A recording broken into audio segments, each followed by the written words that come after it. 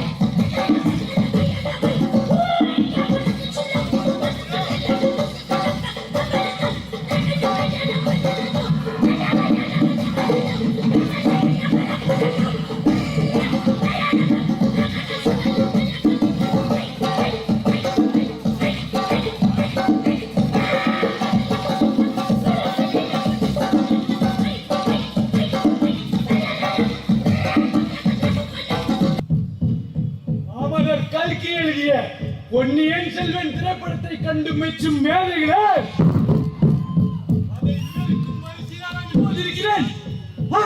அதை விவரிக்கும் வரிசையாக இப்போதிருக்கிறேன்.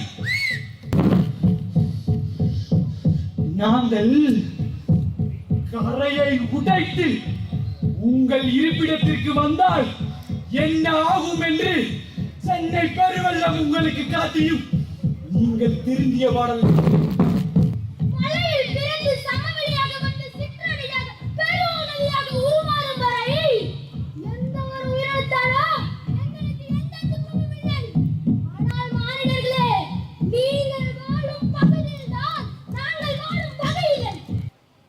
வழக்கப்படி அந்த மாப்பிள்ளை அதே நினைப்ப சொன்னா, எனக்கு கால் சரியில்லை, நான் சாட்சி நடக்கிறேன், அதானப்பா நான் சாக போறேன்.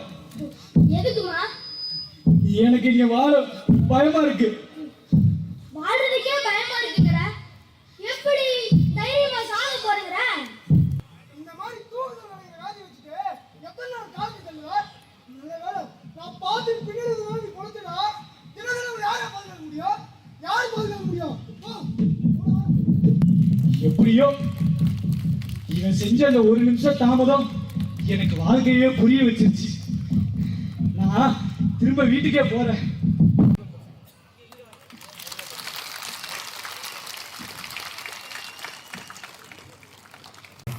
திருப்பூர் மாநகராட்சி மற்றும் நொய்யல் பண்பாட்டு அமைப்பு மற்றும் எங்களுக்கு இங்கே வாய்ப்பளித்த ஈஸ்வரன் ஐயாவுக்கும் எங்கள் ஈரோடு நாடகத்துக்கு நன்றிகள். குழந்தைகள் தீமனசு கொண்டவர்கள் என்பதை ஆழ்ந்த கருத்தை நம்மில் விதைத்திருக்கிறார்கள். தீயாய் அந்த கருத்து நம்மளில் இறங்கட்டும். அது காவேரியின் மூலமாக இல்லாமல் நொய்யலின் மூலமாகவும் இருக்கிறது, இன்னும் பல 100 நதிகளின் மூலமாக இருக்கிறது, இயற்கையின் மூலமாக இருக்கிறது. பல நதிகளின் மூலத்தை, சமூகத்தின் மூலத்தை அழகாய் சொல்லிய குழந்தைகளுக்கு பலத்த கைதட்டில் நாம் அன்பை தெரிவிக்கலாம். அன்பை தெரிவிக்க 1000 வழி இருக்கிறது. இது கைதட்டில் ஒரு வழி. நன்றி குழந்தைகள்.